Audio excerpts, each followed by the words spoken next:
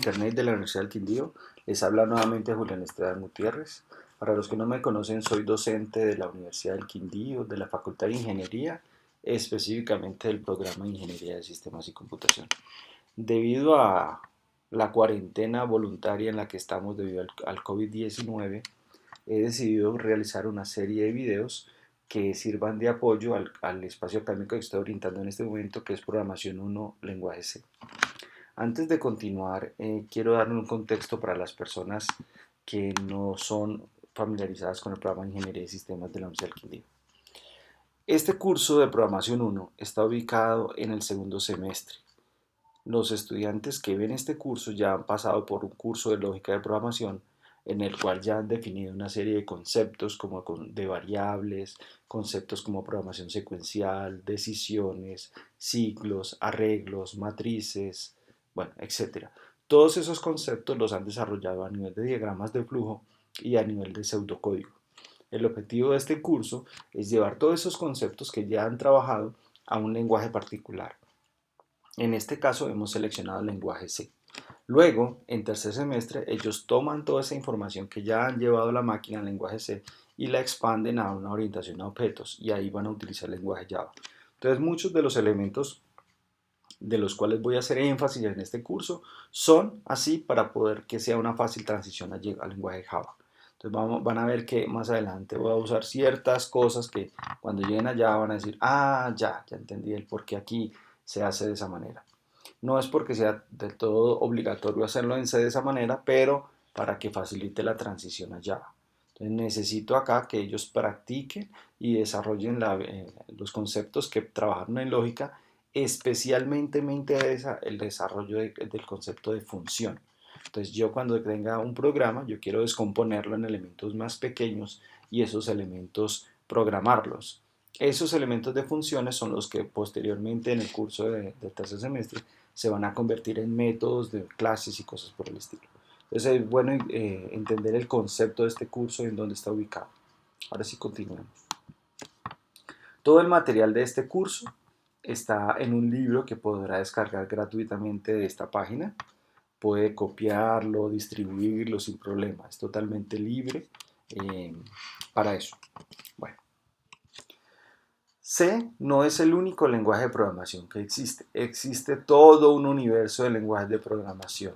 En esta página en Wikipedia podrá ver un listado, seguramente no exhaustivo, de todos los lenguajes de programación que existen. Ya desde 1946 se comenzaba a hablar de lenguajes de programación. Por supuesto, en esa época no pudieron llevársela a la máquina, pero ya existían, ¿cierto? Un lenguaje muy antiguo que todavía se usa hoy en día es Fortran, en 1956. Pero ¿por qué quiero mostrar esta nube o este universo de lenguajes de programación? No porque haya que aprenderlos todos, sería algo muy complicado de hacer, sino porque hay que entenderlos ellos desde una taxonomía mayor.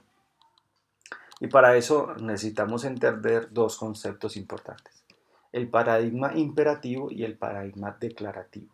Este universo de lenguajes yo podría dividirlos de muchas maneras y una de ellas es en esas dos familias.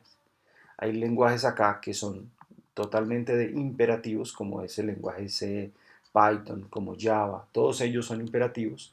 Y en los lenguajes imperativos yo me centro en el cómo. ¿Cómo yo hago para que ese programa resuelva mi problema? Existen dentro de esta nube de lenguajes otros lenguajes que son declarativos, que en el programa de Ingeniería de Sistemas se van a trabajar en unos cursos más avanzados que hay en semestres posteriores. En esos lenguajes yo no digo el cómo, sino el qué.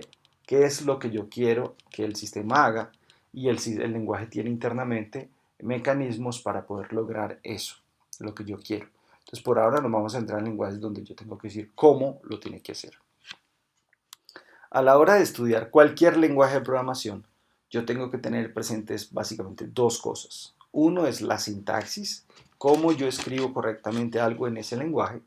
Y dos, la semántica, qué significa eso que escribí.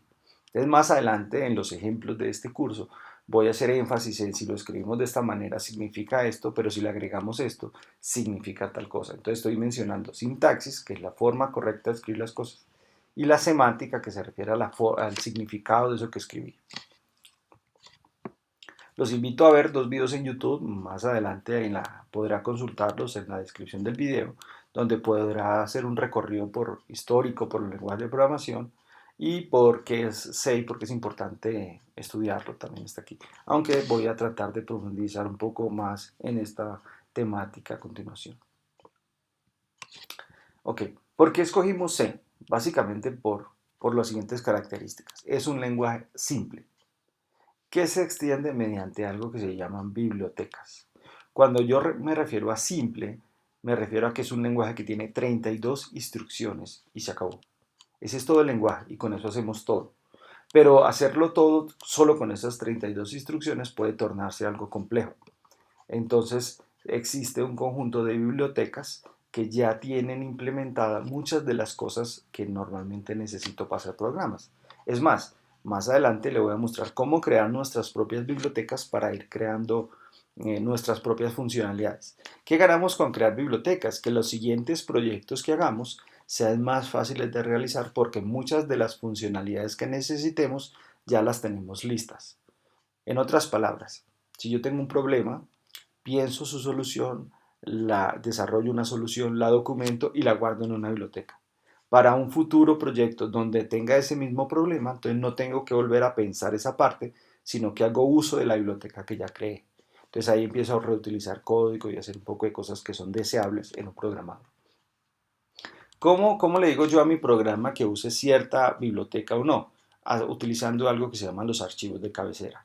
Entonces más adelante cuando hagamos estos ejercicios prácticos, entonces se van a dar cuenta que yo voy a comenzar con un numerar include, en donde yo tengo que decirle ahí qué biblioteca voy a utilizar, si es mía o si es del sistema.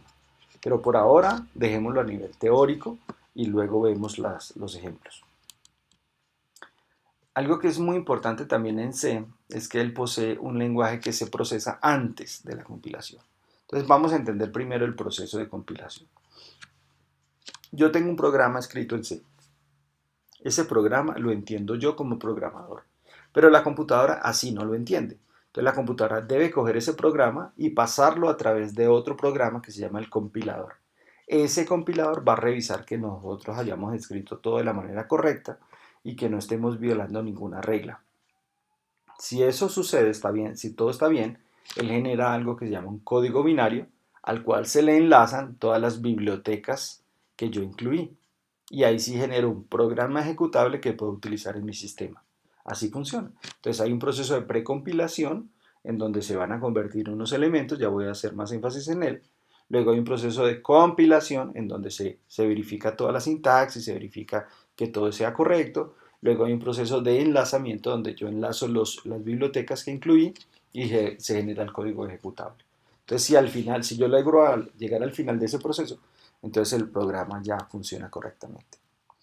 Cuando yo me refiero a procesos de precompilación, me estoy refiriendo a algo que se llama las macros. Más adelante le voy a mostrar algo que se llama numeral define, en el cual yo voy a poder crear ciertos elementos. Entonces, denme unos minutos para llegar a esa parte y voy a hacer un ejemplo con eso.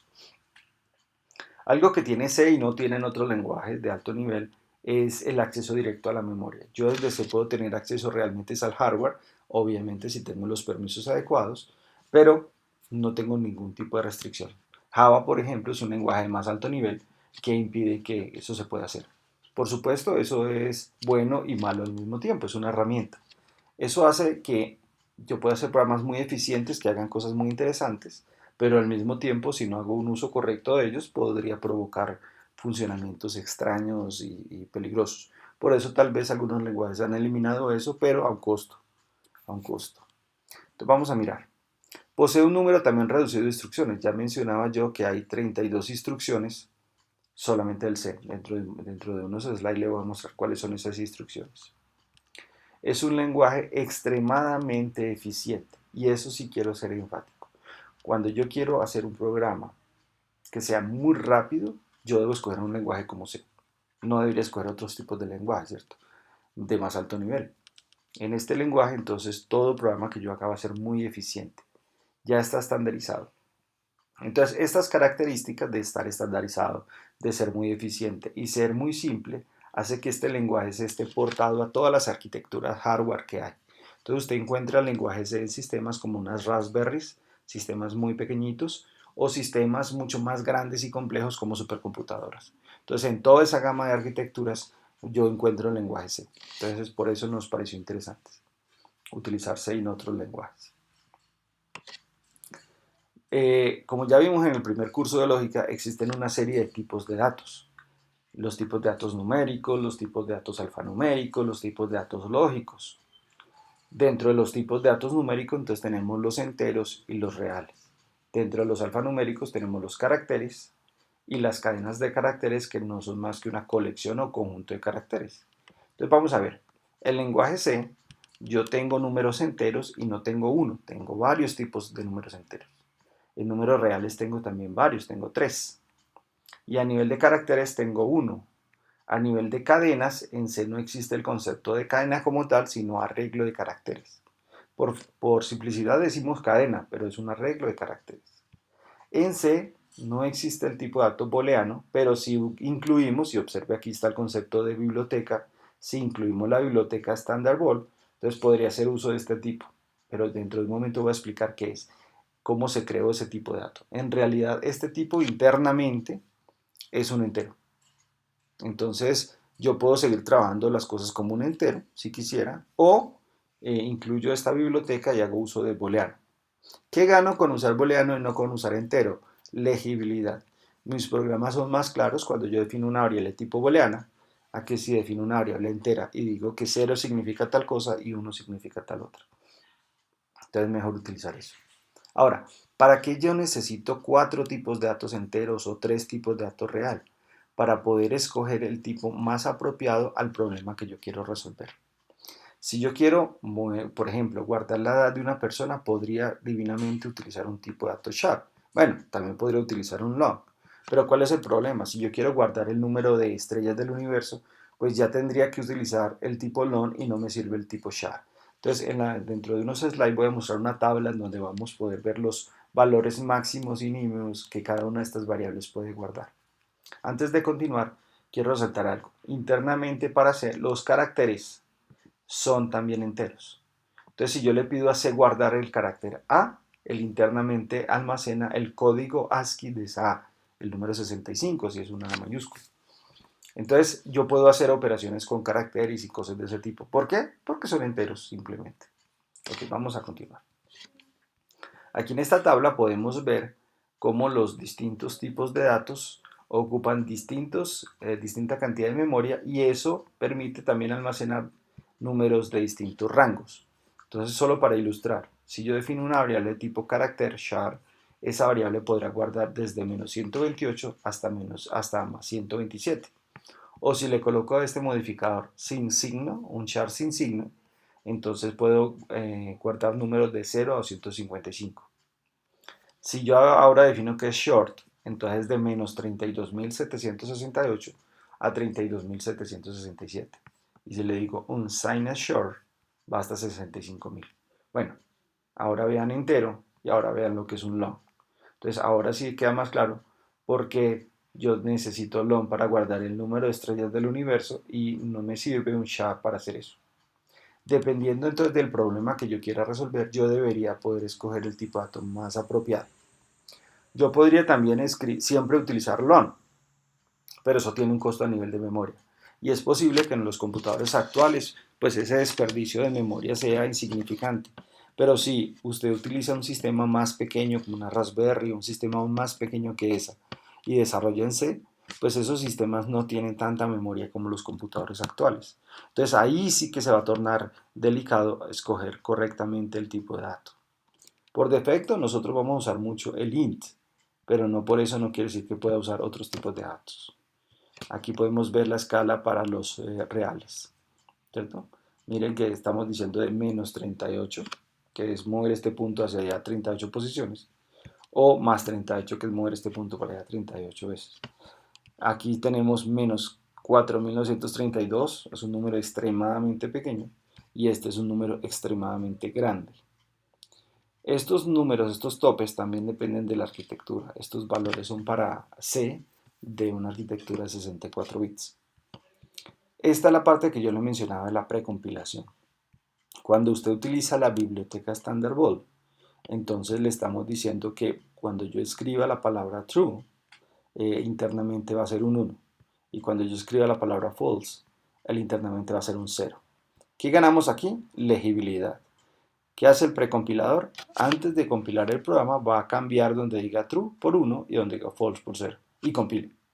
Es decir, al compilador él siempre va a ver esto, él nunca va a ver esto. Pero esto nos sirve a nosotros cuando leamos el programa. Entonces vamos a ganar legibilidad. Entonces vamos a, de manera muy recomendable a utilizar este cuando vamos a utilizar variables lógicas booleanas. Muy bien. Como ya vimos en el curso de lógica, necesitamos nombres para poder identificar las variables, las constantes, las funciones. Esos identificadores tienen una serie de reglas, reglas que necesitamos cumplir para que el programa funcione correctamente. Unas de esas reglas son obligatorias por el lenguaje y otras son reglas ad hoc que siguen todos los programadores de esos lenguajes. Algunas de esas reglas dependen del lenguaje de programación, otras no. Entonces vamos a ver unos ejemplos. Primero, use identificadores que sean fáciles de recordar y relacionados con la tarea que están realizando. Entonces le doy un ejemplo. Si yo quiero crear un identificador para almacenar la edad de una persona, pues lo ideal es llamarlo edad o edad persona, pero no llamarlo XW3. A pesar de que el lenguaje no le va a marcar error si usted lo llama XW3, a la hora de que otro programador lea ese programa que usted escribió, va a tener una dificultad en entender qué es lo que usted está almacenando allí. Entonces, utilice identificadores fáciles. Esta es una regla ad hoc de los programadores, no es del lenguaje. Usar una letra como primer carácter del identificador. Esta es una regla del lenguaje. Si usted trata de crear una variable el nombre de una variable con el número 1 comenzando, entonces va a dar error. Entonces tenemos siempre que comenzar con un identificador. Ese carácter, comenzar con un carácter. Ese carácter lo vamos a escribir en minúscula. Existen otros lenguajes donde ese carácter va en mayúscula, pero en este lenguaje C lo vamos a hacer en minúscula. Recuerden que a continuación de este curso está el curso de programación 2, que es en Java. Entonces muchas de las reglas que estamos seleccionando ahora son compatibles con Java. Entonces para que tengamos presente esa parte. No usar caracteres especiales, como cuáles, como signo de pesos, numeral, admiración, interrogación, entre otros. Existen otros lenguajes que soportan, por ejemplo, el signo de pesos entre sus nombres o estos, pero C no y Java tampoco, entonces lo vamos a dejar así. Ñes tampoco lo vamos a utilizar, ni tildes. Entonces nada de esos elementos se podrán usar como parte del identificador. No debemos dejar espacios en blanco en los nombres de un identificador. Si queremos guardar el sueldo base de un empleado, entonces sería sueldo todo en minúscula y base en mayúscula. A ver, veamos un ejemplo acá. Sueldo base sería una forma. O por ejemplo, primera nota. Podría ser así. No podemos utilizar espacios como este. No podemos. ¿Listo? Muy bien. Tampoco podemos utilizar ninguna de las 32 instrucciones del lenguaje C. Estas son las 32 instrucciones del lenguaje C. Entonces, la mayoría de ellas las vamos a ver en este curso, pero habrán otras donde definitivamente no las vamos a poder ver. Porque no es deseable utilizarlas como el GoTo o porque simplemente se salen del alcance de este curso como register. Entonces vamos a ver muchas de ellas, pero no las vamos a ver todas. Ok. Si se desea, se pueden usar varias palabras como un identificador, como le estaba yo mencionando ahora, pero unidas, sin el espacio. Se podría usar guión bajo, pero la idea es que ese guión bajo lo usemos para las constantes. Evitar a toda costa el uso de artículos y preposiciones, es decir, nada de el, los, la, nada de ese tipo de cosas. Entonces, ejemplo, se me perdió aquí un momento, aquí está. No vamos a decir, por ejemplo, el sueldo empleado, así, no, esto no está bien, no es deseable usar eso. El lenguaje no le va a decir que no, pero no está bien, vamos a usarlo simplemente, sueldo empleado. Lo que decíamos ahora de usar el carácter en la parte de abajo, el underline, es utilicémoslo solo para cuando sean constantes, es decir, si yo quiero decir máximo sueldo, entonces lo haremos de esta manera. Ahí sí vamos a unir las dos palabras así. No lo utilicemos en variables, solo en las constantes. Es una recomendación. Pero de nuevo, usted podría omitir esa recomendación y el lenguaje no le va a marcar ningún error si lo hace de esta manera. Pero sigamos la recomendación, que son reglas ad hoc. Ok, lo que mencionaba también, muchas de estas reglas dependen del lenguaje. Entonces habrán lenguajes en donde esas reglas no funcionan, o todo se escribe en mayúscula, o se colocan unas letras al principio, etcétera, etcétera. Entonces en este lenguaje vamos a seguir esas reglas, lo mismo que va a pasar en el tercer semestre con el lenguaje Java. Si el identificador corresponde al nombre de una constante, lo que yo le digo debe estar escrito en mayúscula sostenido. Y si son varias palabras, entonces vamos a usar carácter al piso o underline. Hay que tener en cuenta que C es sensible también al tamaño eh, o sea, mayúscula y minúscula, es sensible. Entonces no es lo mismo escribir en una variable que se llame así, por ejemplo, mi variable se llama edad, a otra que se llame edad. Entonces pueden ser las mismas letras, pero para el lenguaje esto es una cosa y esto es otra. Él es sensible a mayúsculas y minúsculas. Bueno, algo que nos va a ser muy útil para entender el funcionamiento de algunas cosas en C es este dibujo. Resulta que la memoria del computador se puede ver como una serie de casillas. Son finitas y dependen obviamente del hardware que usted tenga. Entonces habrá computadores con 8, con 16, con 32 GB de RAM o tal vez menos, dependiendo del sistema.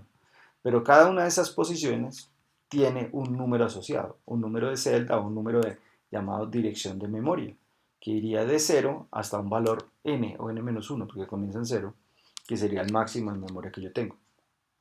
Ahora bien, algunas de esas celdas se les asocia un nombre, a eso se llama el identificador. Entonces, cuando yo utilizo el identificador para almacenar algo, en realidad lo estoy haciendo aquí. Cuando yo utilizo el identificador para obtener el valor, entonces vengo a esta celda que está aquí. Si utilizo otro identificador, pues vengo a otra celda. ¿Qué es lo interesante? Que yo podría modificar o acceder a este valor no solo por el identificador, sino por la dirección asociada a él. Y esos conceptos los vamos a utilizar sobre todo cuando veamos punteros y una función de lectura de datos. Entonces hay que tener claro esto. La dirección de memoria, todas las celdas la tienen, y el identificador. Algunas celdas tienen nombres.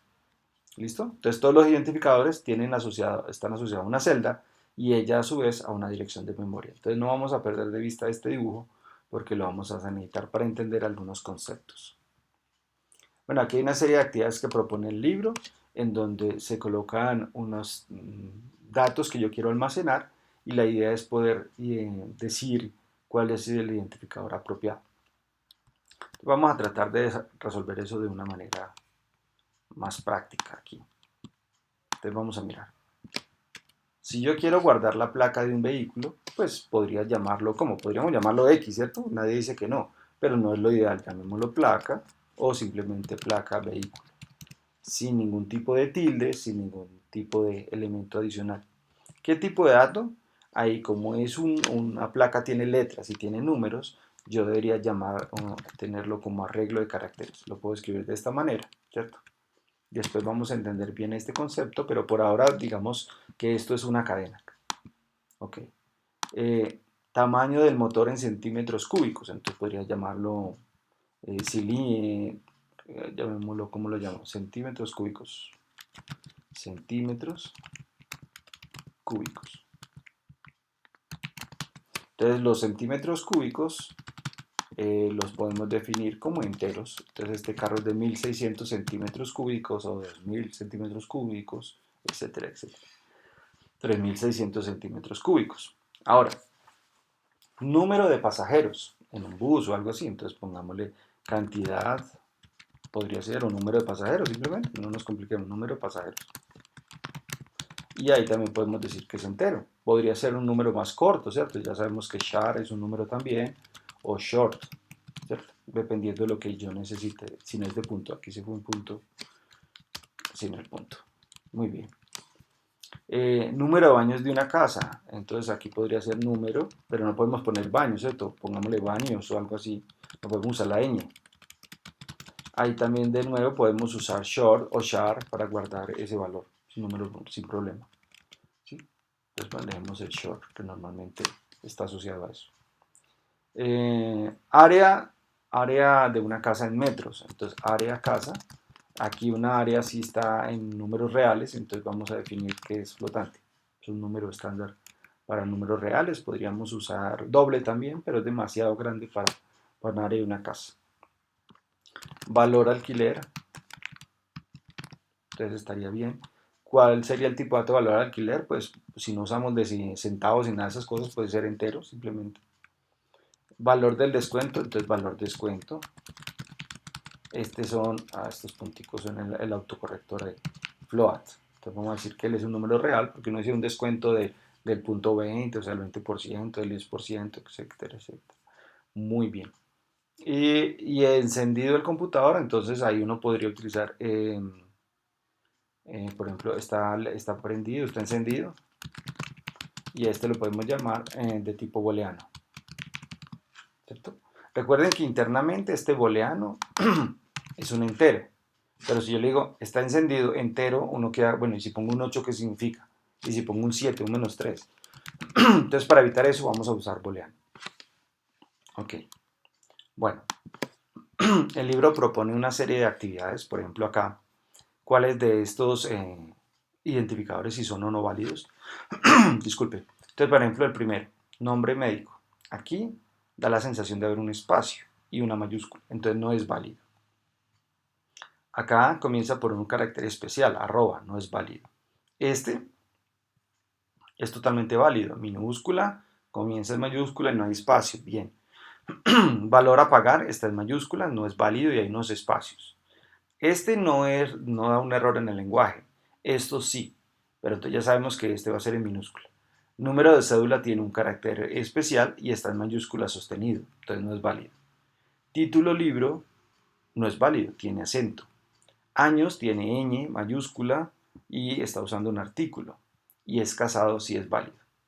Ok, para no hacer muy largo este video, entonces vamos a parar en este punto para continuar después con otro video. Muchas gracias y espero que se suscriba al canal para que pueda ver los siguientes videos. Hasta la próxima.